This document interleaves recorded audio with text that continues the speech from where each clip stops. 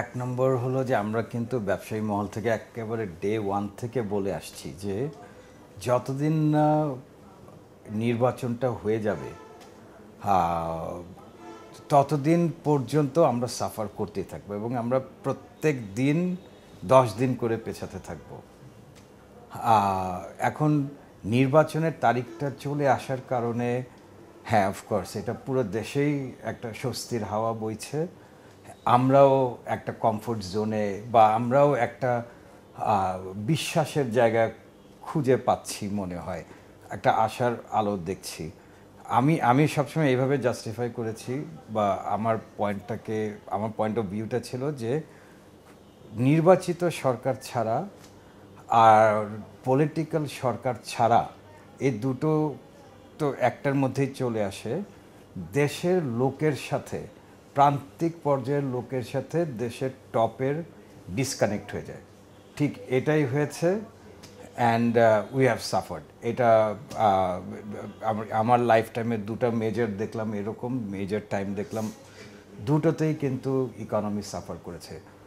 এক বছরে শুধু এই পিরিয়ডেই না, এর আগের বারও যে ঘটনা ঘটেছিল তাতে আমি বলেছি যে 10 বছর দেশ পিছিয়েছে। এখন যেহেতু ইকোনমি আরও বড় হয়েছে, তো আমি বলবো এই এক বছরের দেশ হয়তো এর আগে যে 10 বছর পিছিয়ে ছিল ওইটার থেকে 20 বছর পিছিয়ে গেছে। তো নির্বাচনটা ওয়াজ অ্যাবসলিউটলি নেসেসারি অ্যান্ড এইটা আর দেরি করা একেবারেই সম্ভব নয়।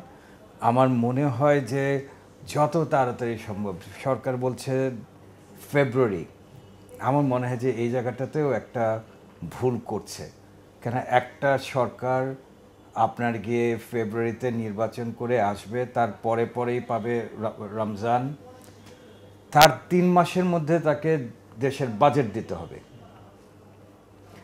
একটা বাজেট হচ্ছে একটা দেশের আগামী 1 বছরের দিক নির্দেশনার ঠিক করার আপনার গিয়ে যদি বলি মেকানিজম বা পলিসি, সেটা যদি তড়িঘড়ি করে 3 মাসের মধ্যে একটা গভর্নমেন্ট করে, তাহলে তার পরের বছরটাও আমাদের জন্য খারাপ যাবে। তো আমি আগাম বলছি যে 2026 সাল 27 সালের যে বাজেটটা আসবে ওই বাজেটেও আমাদের চাহিদার প্রতিফলন হবে না, সময় পাবে না, তারা তো আমার সাথে ইন্টারাক্ট করারই সময় পাবে না।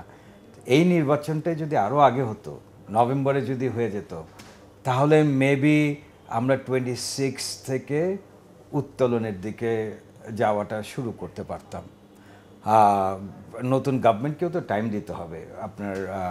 তো এটা একটা বিষয়। আর আমি সবসময় বলি যে যেটা মাটির উপরে পড়ে আছে এটাকে ওঠানোটা সহজ, যেটা মাটির ভেতরে চলে গেছে ওইটা ওঠানো খুব ডিফিকাল্ট। তো ইকোনমিটা ওই যেটা বললেন যে গত 6 বছর ধরে মাটির তলায় যেতে যেতে যেতে অনেক তলায় চলে গেছে, এটাকে খুব পেশেন্টলি আপনাকেও দেখতে হবে, আমাকেও অ্যাজ এন ইনভেস্টর দেখতে হবে, এটা খুব পেশেন্টলি উঠে নিয়ে আসতে হবে। যত দেরি হচ্ছে তত ভিতরে চলে যাচ্ছে।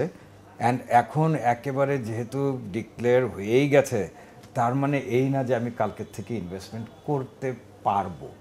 করতে তো চাই, আমি এন ইনভেস্টার, আমি ইনভেস্ট করতে চাই, বাট পারবো না। কেননা আমার এক্সিস্টিং, আপনিও যেটা বলছিলেন যে অনেক ফ্যাক্টরি বন্ধ হয়ে গেছে, আপনিও নিজে গিয়ে ইন্টারভিউ করে আসছেন, অনেকে ঋণ খেলাফির ভয়ে বিদেশে চলে গেছে। তা আমি চাইলেও কালকেই আমি ইনভেস্টমেন্ট করার মতো জায়গায় নেই।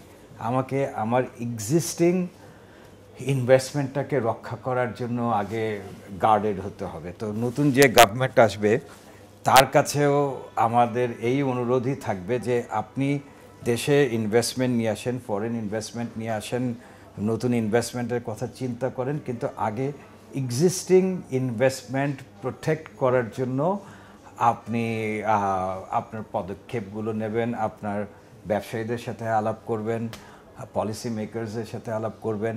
কিন্তু প্র্যাকটিক্যালি যারা অ্যাকচুয়ালি আমরা মাঠে আছি তাদের কথা যদি শুনে এইগুলো যদি বিউরোক্র্যাটিক জালের মধ্যে আবার আটকে যায়, তাহলে আবার we will go back to the same old Bangladesh, যেটা আমি বলি যে হ্যাজ গ্রোন কিন্তু has not grown at the pace that we should have had grown. আমরা হয়তো বা টাকার অঙ্কে অনেক গ্রো করে গেছি, বাট আমরা কোয়ালিটেটিভ আপনার গিয়ে গ্রোথটা আনতে পারি নাই। যে কাজটা আমাদের দেশে আগে 50 দিন লাগতো শেষ করতে, এখন ওইটা 50 দিনই লাগে। অন্য দেশের সাথে কম্পেয়ার করলে দেখা যাবে যে হয়তো 5 সেকেন্ডে অনলাইন হয়ে যাচ্ছে।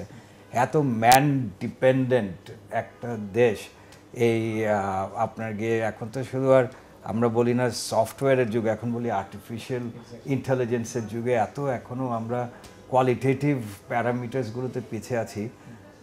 নতুন সরকারকে একটা বিরাট হলিস্টিক চক্র তৈরি করে অনেকগুলো পয়েন্টে হাত দিয়ে দেশটাকে যদি আপনি অন্য দেশের সাথে কম্পারিটিভ করতে চান, তাহলে অনেকগুলো পয়েন্টে একসাথে মানে আইডেন্টিফাই করে এগুলোতে হাত দিতে হবে।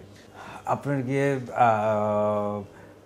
আমি যদি এভাবে বলি যে আমাদের আনওয়ার গ্রুপে আমরা 2021 পর্যন্ত এমন কোনো ইয়ার ফেস করিনি আলহামদুলিল্লাহ যে ইয়ারে আমরা ইনভেস্ট না করেছি। 2021-এ গিয়ে রিয়েলাইজেশনটা হলো যে দেশের ইনফ্রাস্ট্রাকচার ইজ ভেরি উইক।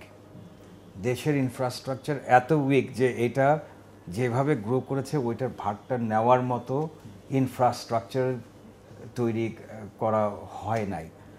তো নতুন সরকারের এসে শুধু ইনফ্রাস্ট্রাকচার বলতে আমি রোড ঘাট আপনার কি বলে বা বিদ্যুৎ গ্যাস মিন করছি না, আমার এইচআর রিসোর্সেস তৈরি হয়নি। আপনার গিয়ে আমি অবাক হয়ে গেলাম দেখে যে বাংলাদেশে আমরা লিখছি যে 96% লোক লিটারেট।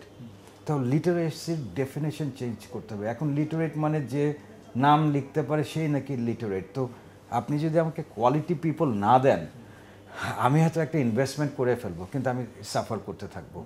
তো নতুন সরকারের উপরে অনেক অনেক কাজ, অনেক আপনার গিয়ে বাংলাদেশটাকে আর পুরনো চোখে দেখলে হবে না। বাংলাদেশটাকে শুধু টাকার গ্রোথের হিসাবে দেখলে চলবে না। এই দেশটাকে যদি রিয়েলি আমরা কম্পিটিটিভ না করতে পারি ওয়ার্ল্ড কনটেক্সটে, আমি হয়তো বা কিছুটা ট্যারিফ দিয়ে বেঁচে থাকবো, আর কিছু ইম্পোর্ট ডিউটি ইম্পোজ করে বেঁচে থাকবো। এই যে আজকে বিদেশের থেকে লোকগুলো টাকা পাঠাচ্ছে এইটার কারণে বেঁচে থাকবো।